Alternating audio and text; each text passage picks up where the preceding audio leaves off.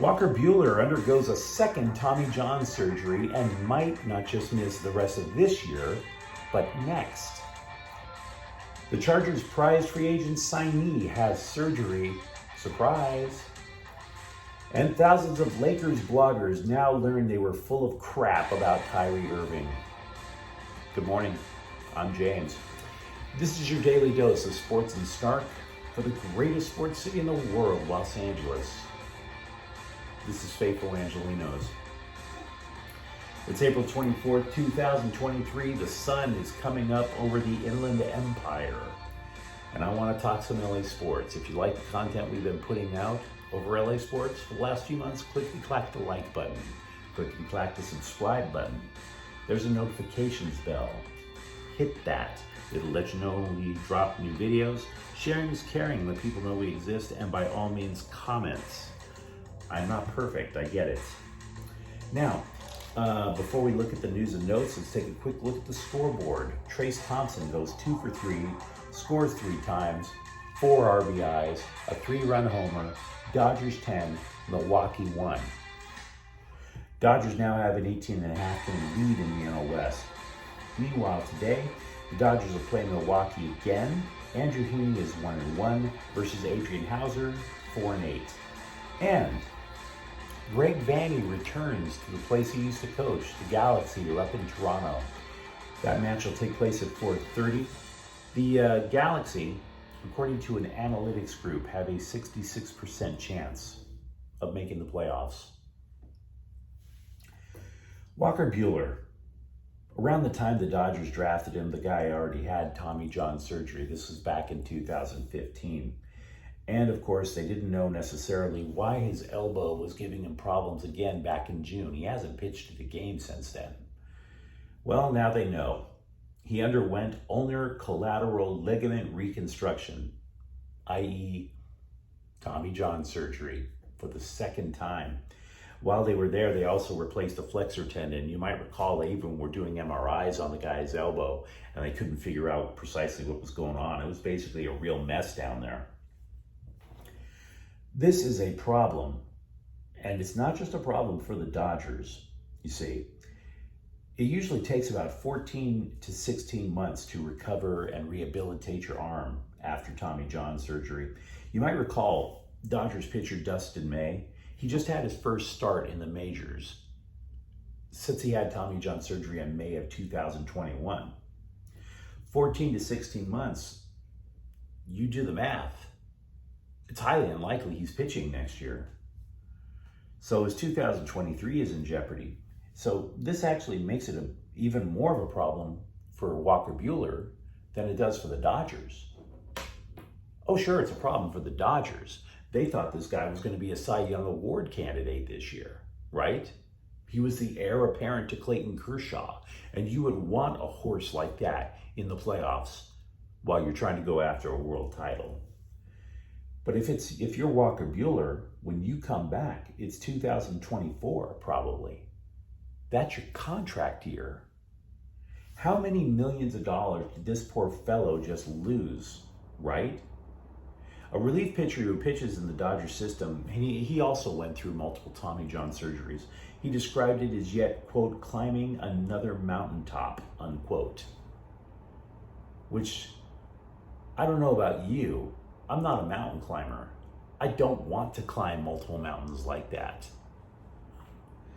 Meanwhile, in that spate of time, just this offseason alone, the Dodgers are going to have 3 free agent starting pitchers. Clayton Kershaw, Tyler Anderson is 13-2. Andrew Heaney, do you bring them all back?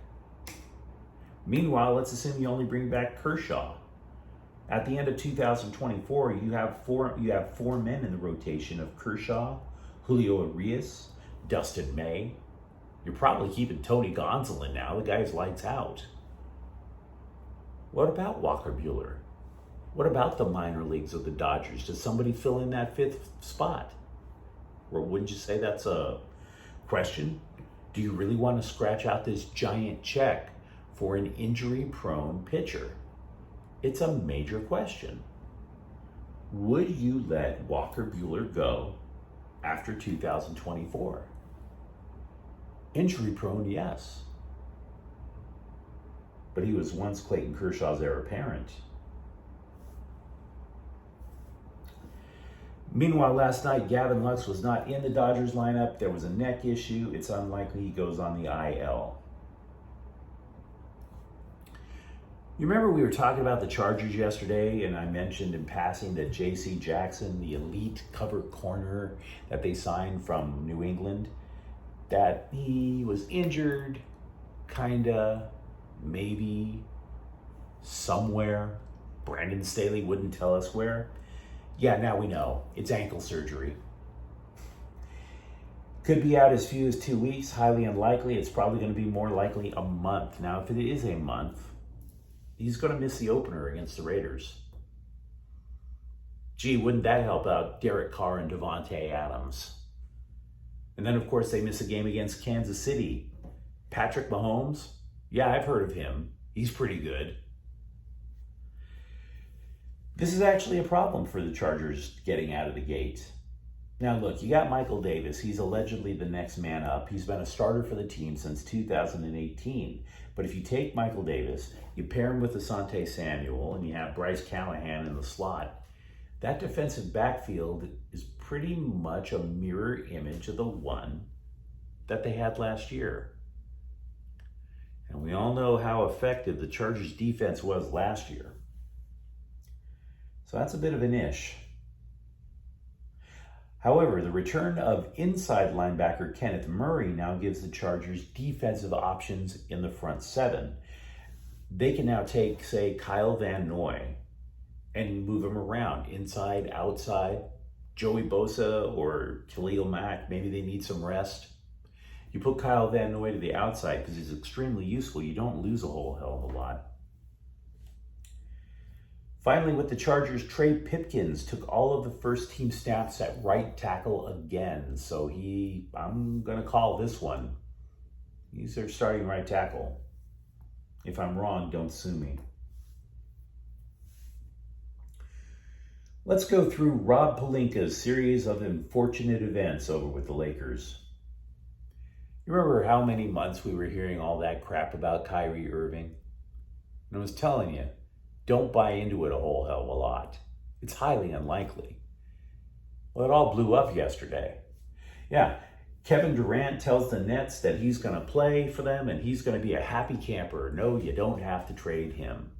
And well, if you're not going to trade Kevin Durant, there's no reason to go through a complete rebuild, so they're not going to trade Kyrie Irving. After all of that months of bloggers trying to type with one hand while they're giving themselves the of a lifetime. Nothing. All that ideas about how they were going to figure out how to add Kyrie Irving, and now they all have a midnight blue pair of testes. Well done, guys. Well done. So what's next? Well, prepare to be uninspired. There's an ex-ESPN scribe. Maybe you trust him, maybe you don't. I'm not sure. Mark Stein claims the Lakers could go after free agent guard Dennis Schrader, who was very uninspiring the last time he played for the Lakers. There's a rumor online that Magic Johnson was donating blood at the local Red Cross. I don't have to tell you why that's a bunch of malarkey, right? I don't have to tell you. I hope.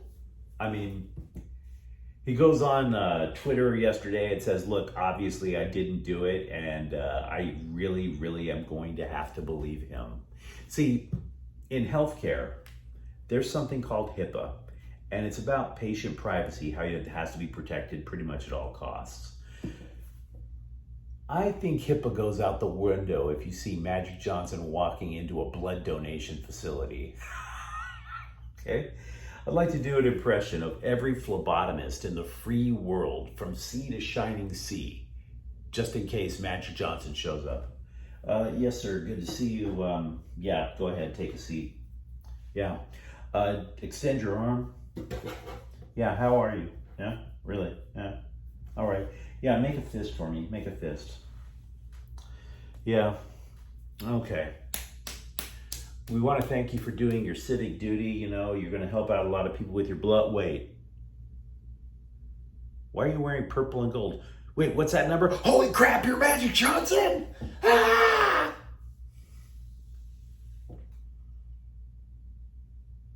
Magic Johnson is not donating blood. Stop it. That whole saying about the internet being undefeated, no, the internet in fact has been defeated. So who is on the bubble for the Super Bowl champ Rams with only one preseason game left? There's a good website called Turf Show Times. They're pretty good. They listed 5 players on the bubble. I'm going to tell you about 2 that I accept are definitely on the bubble. One is a good story. It's a linebacker. The dude's name is Jake Hummel. He's been a tackling machine in the preseason. He has 16 in the course of 2 games. But his problem is a numbers game. The Rams usually only keep 4 linebackers. And Bobby Wagner is most definitely one. So that's going to limit the numbers there. The other one is a right tackle, Bobby Evans. He just hasn't been playing to their satisfaction, whether it's schematic or not. I couldn't tell you. I'm not a line expert. But yeah, he's on the bubble. And they could most definitely get rid of him. Could happen. Remember how USC commit for 2023, a quarterback from Los Alamitos, Malachi Nelson, guy decides to visit Texas A&M, and everybody at USC was like, that doesn't feel good. Losing your prized recruiting prospect, possibly, to Texas A&M. I mean, Malachi Nelson hasn't changed his commit, but it could happen. Well, we can now add UCLA commit Roderick Robinson, this massive, just stud running back, the crown jewel for their class of 2023. He went to Texas A&M to take a look around. Quote, I just want to take a visit just to make sure I'm making the right decision here. Doesn't that give you a warm fuzzy if you're a Bruins fan? Right there. Texas A&M. I love how Texas thinks that they're so much better than California, and all they can do is try and raid California for elite skill players. Yeah, go ahead, guys. Keep talking. At some point, we're going to have to mess with Texas. But it's too early for me to want to do that now. LAFC. As you can kind of tell, not a fan of LAFC. I try to call it down the middle for LAFC, but not a fan. Definitely not a fan of some of the fans after some of the clips that I've seen. I don't want to get in the middle of fights for no reason. But I have to be honest, I am becoming a fan of LAFC defensive player Giorgio Chiellini. I'm starting to like the guy. He's a Juventus legend. He came over just a couple of months ago, and he was saying, playing soccer helps his sex life a lot. And they were like, yeah, cardiovascular, the health. He's like, no, it helps him with the ladies. They were like, what do you mean? And he said, look at me. Do you think Giorgio Chiellini is going to land that much high-quality women if he were Giorgio Chiellini, the Sicilian winemaker? Of course not. Props to you for admitting the obvious. You are not an attractive man. I credit where it's due. I like this guy. I kind of wish he was playing for my team now. I gotta be real. You guys got yourself a keeper over there in Giorgio Chiellini, LAFC. Got to admit. Now, if you enjoyed today's broadcast, don't be afraid. Feel free to like and subscribe to Faithful Angelenos. We are trying to build something here for LA sports. Thanks for watching. I'm James. We'll be back tomorrow. Faithful Angelenos is a Kian Corte El Queso production. Have a good morning.